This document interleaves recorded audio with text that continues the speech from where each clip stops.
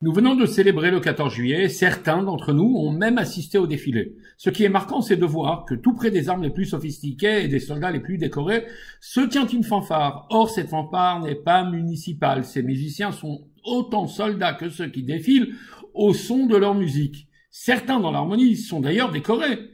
Il fut un temps où ces hommes et leurs tambours ouvraient la marche pendant la bataille. Ce n'est un secret pour personne que la victoire dépend en grande partie de l'entrain et de l'état moral des troupes.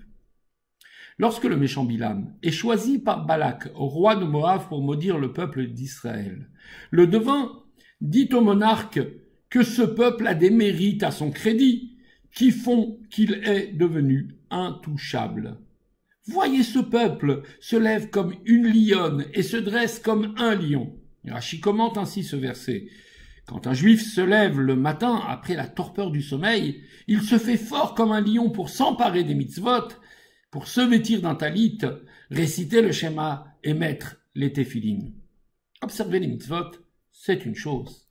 Mais combien de fois les fait-on avec monotonie ou simplement par habitude?